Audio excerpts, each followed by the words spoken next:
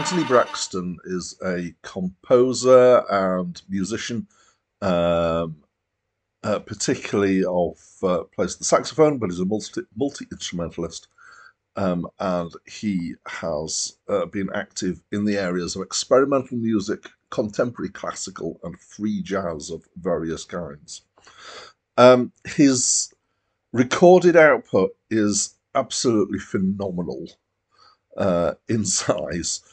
He released his first album in 1968, and the list on Wikipedia lists 158 releases, and 58 of which are since the year 2000.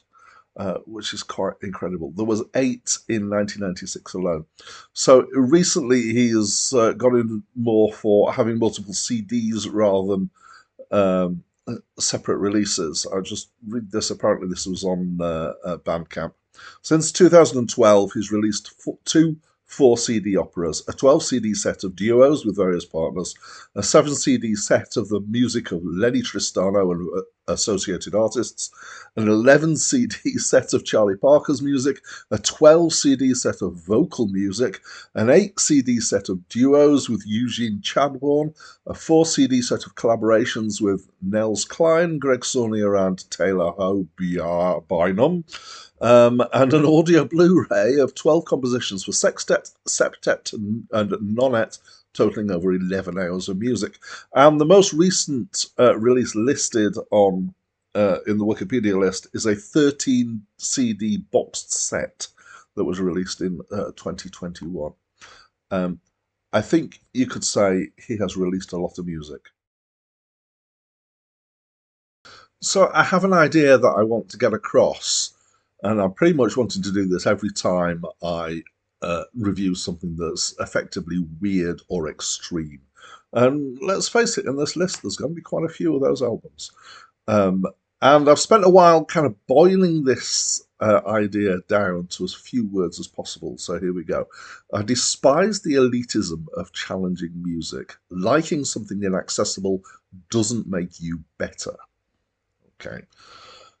I hope that's going to give you the idea of what I'm thinking here. I'm not going to explain that because the whole point is not to be explaining this.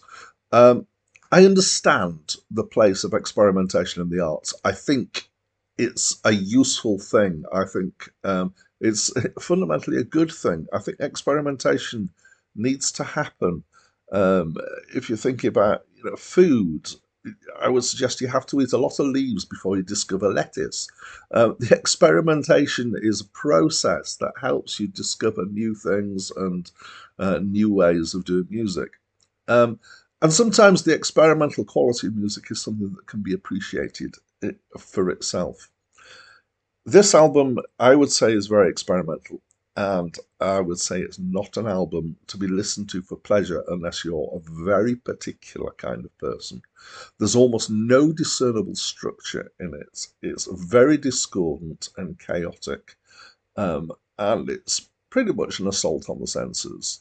I understand that there is some potential structure in here behind it.